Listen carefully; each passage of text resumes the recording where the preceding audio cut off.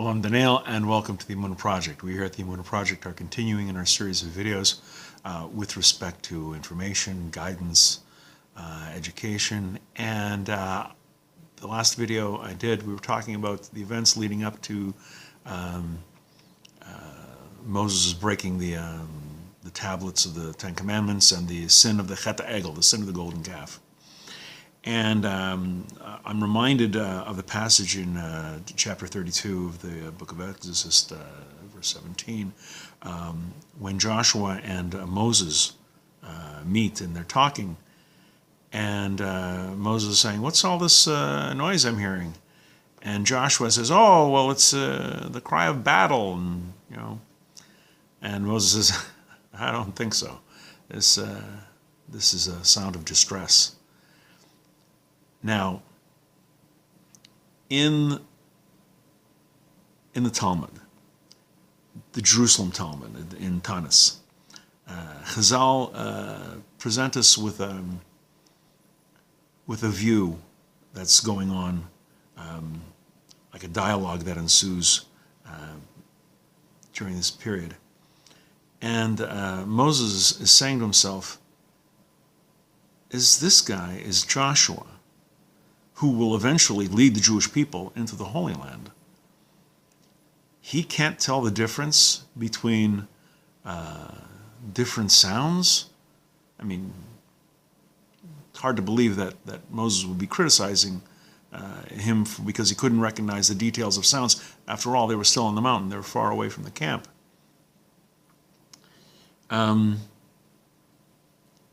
It gives almost the impression at first that he's like impatient with Joshua. Joshua knew very well exactly what was going on in the camp. He knew about the Chet Egel, he knew about the golden calf, and what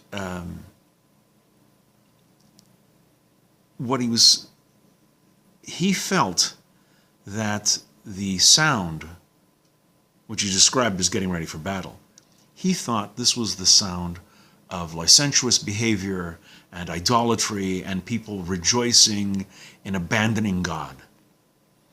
According to the Yerushalmi, the Jerusalem Talmud, Moses, who was much more sensitive and more in tune to the nature of the Jewish people, he said, this is not a joy and a celebration of idolatry.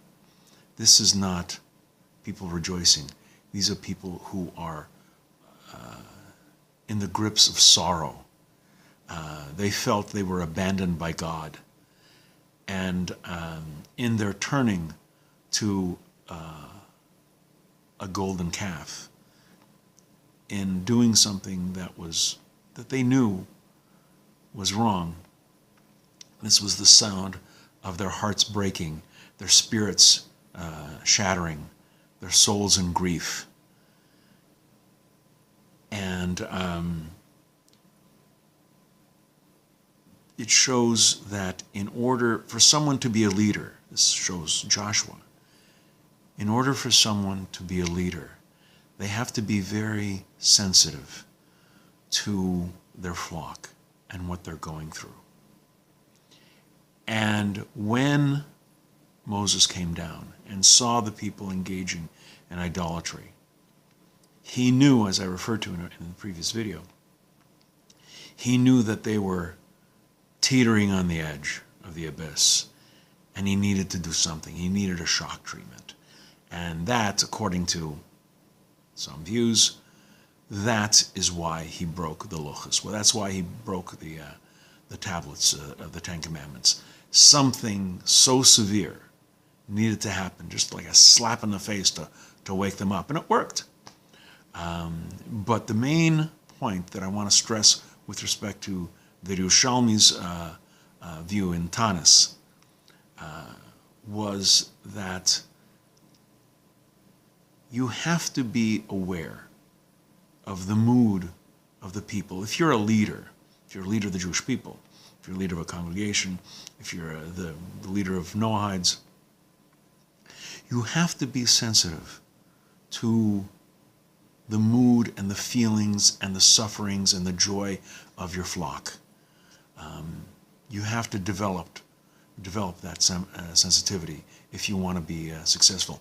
Moses was showing Joshua that what he perceived as revelry and debauchery